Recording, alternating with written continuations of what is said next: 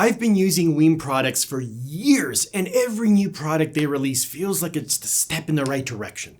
The Amp Ultra and the Amp Pro are no exceptions. WiiM is one of the few companies that I feel like they truly listen, folding in feedback and lessons learned to create gear that pushes for more performance and more value. In this video, we are going to be analyzing both the Amp Ultra and the Amp Pro to establish whether or not they are winners for the holiday season.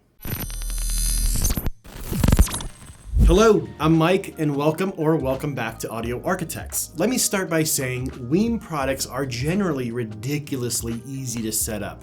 They provide you with everything you need to get started, and you're listening to music in literally under 5 minutes. This has been the case all the way back to the WiiM Pro, which was one of the original streamers that I reviewed from them. So fast forward a few years and here we are, right? The evolution of their products is very impressive because they keep giving us what we want and what we're asking for. In today's comparison, I'm taking two of their latest products and critically listening to each one of them to see if there's differences in sound quality and user experience, and if they're enough to side with one or the other.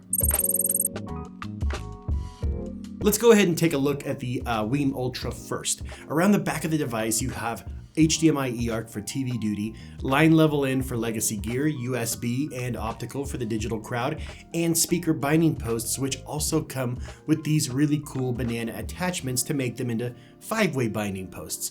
Under the hood is not to be taken lightly. WiiM decided on the ESS ES9039Q2M DAC chip. Now, the way I always explain this, because I know there are a lot of companies out there that love to say they have these fancy DAC chips, but don't have a clue on how to implement them. You will only benefit from a premium DAC chip like this one if you build it into your system properly. A poorly implemented high-end DAC can sound worse than a well-tuned, just middle of the road one.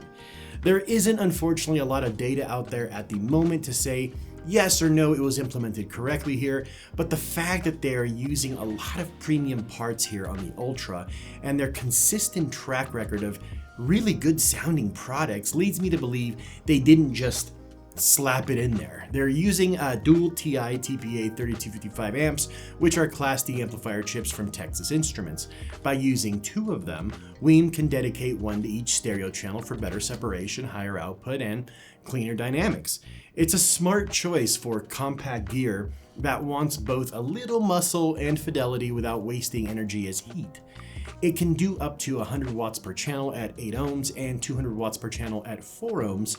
WiiM's people have said that it can dip down into the 2 ohm load. Now, just because the amp can handle a 2 ohm load doesn't mean it'll perform perfectly with every 2 ohm speaker. If the speaker's impedance drops even lower or reacts heavily across frequencies, that can give some unexpected results. So just proceed with caution on that. Its power supply, heat management, and ability to sustain output over time all play a role here. If you have speakers rated at 4 ohms or above, then the Ultra is overqualified for the impedance side of things, which is great because it gives you a surplus of headroom.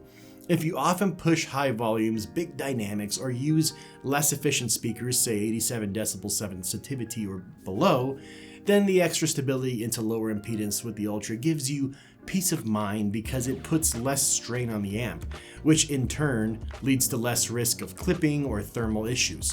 For you folks who like op amps, they use the TI OPA 1612, which are actually really good op amps. It's not a 10-cent op amp. You can tell they put some thought and a little bit of money into this project. Now, the Amp Pro is strikingly similar. It has the same TI Class D amp as in the Ultra, except in this configuration there's only one of them. So you aren't going to get the same horsepower as the Ultra. It only delivers 60 watts per channel at 8 ohms and 120 watts per channel at 4 ohms, which is perfectly fine for reasonably efficient bookshelf speakers. You don't need 1.21 gigawatts to play music. Great Scott. That whole power performance envy is how companies market their products, not an actual example of their true performance. Don't you remember how they used to put like 3,000 watts on the front of those mini systems back in the late 90s? Yeah, so just take that in consideration. Anytime companies are force feeding you these stats, just take it with a grain of salt, because a well-designed amplifier with a fraction of watts can sound leaps and bounds better than a cheap piece of throwaway gear that overpromises and underdelivers. Now, the DAC chip on this amp is the ESS ES9038 Q2M DAC, which isn't as new and shiny as the Ultra's chip. However, the 9038 is a solid chip. I think the only thing that you stand to gain with the Ultra's chip is that there's a bit more refinement in the sound and detail. The 9039 is slightly better on paper. However, I don't feel like it's a night and day difference. Around the back of the device, it's almost identical as the Ultra, aside from the binding posts are designed a little bit differently. They're actually on the unit itself. Just a little disclaimer, if you're an Apple person, neither of these products deal with Apple AirPlay. Not sure if that's coming in the future as a firmware update. However, if that's a non-starter for you, I'd rather you find out now than sit through the rest of my presentation here today.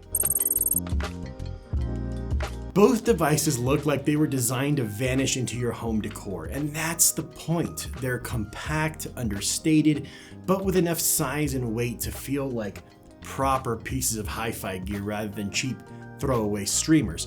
On the Ultra, the brushed finish and minimalist front panels strike that balance of functional and smooth.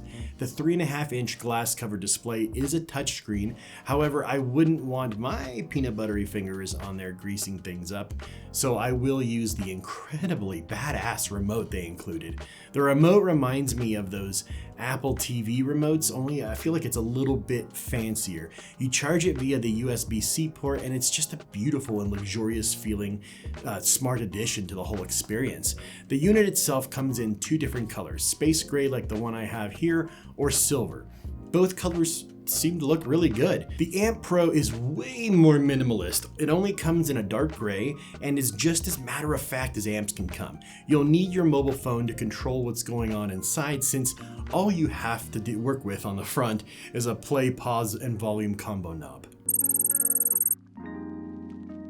Let's break down the Ultra first. Its presentation leans clean and confident with a tonal balance that skews towards neutral but never sterile, which is all I can ask for or expect from a device that is trying really hard to pull all the strings all at once. Bass digs deep enough to give speakers some real weight, while the mid-range has that unforced clarity that flatters vocals and acoustic instruments. Treble is crisp, but avoids that brittle edge that cheaper amps often carry. It doesn't add warmth where there isn't any, but it won't strip the soul from your music either. Power feels sufficient, I believe, for most living room setups. Think of it as control and finesse more than brute force. The soundstage opens up with impressive width and depth. Vocals and instruments feel well placed in space, giving a clear and engaging stereo image without drawing attention to the amplifier itself.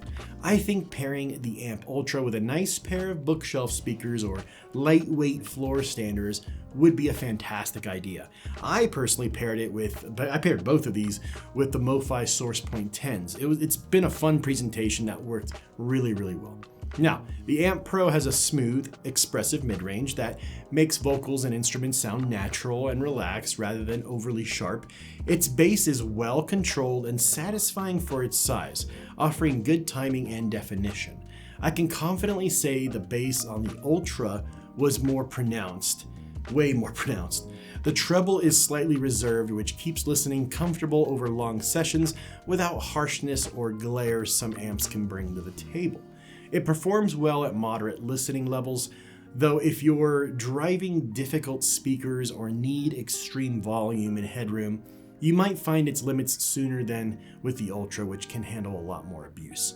I'm not telling you to abuse your amps, guys, but if the moment arises and you want to prove a point, well, then you'll want the extra headroom to do it. The soundstage is wide and organized, giving clear separation between instruments and voices for an immersive yet accurate presentation. Overall, it's a balanced and easygoing amp. It's musical, clean, and enjoyable. I feel it was designed more to serve the music faithfully than dissect every flaw. What strikes me about both amps is how they reshape expectations for all-in-one integrated solutions. They aren't just good for the price or convenient for casual listening. They act as hubs you can build a real system around without apology. Your digital devices get seamless integration, movie and gaming fans get HDMI eARC, and the audiophile who secretly wants fewer boxes gets both quality and practicality. These boxes aren't trying to usurp high-end separates, but it does make you wonder how many components you actually need for just a straightforward system.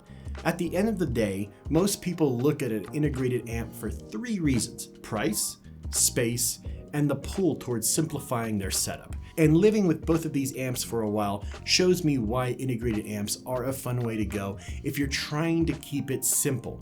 Now, if you're putting me on the spot, and I need to pick one now, it's gonna be the Ultra. I feel like it's a step above from what I heard out of the Amp Pro sonically.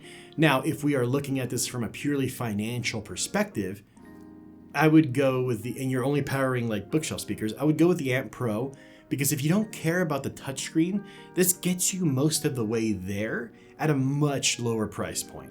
There are always give and take when deciding on something you're going to have to live with.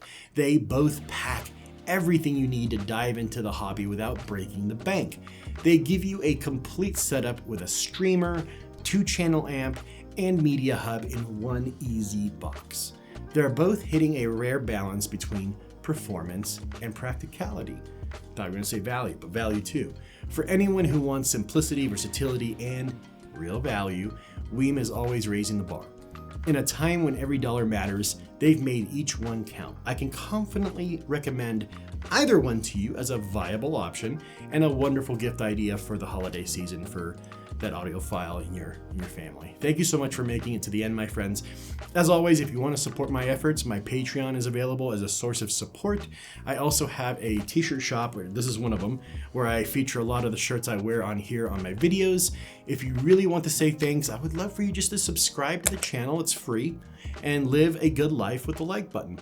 Looking good, Billy Ray! Feeling good, Lewis! Thanks so much for tuning in. I'll see you on the next one, friends. Take care.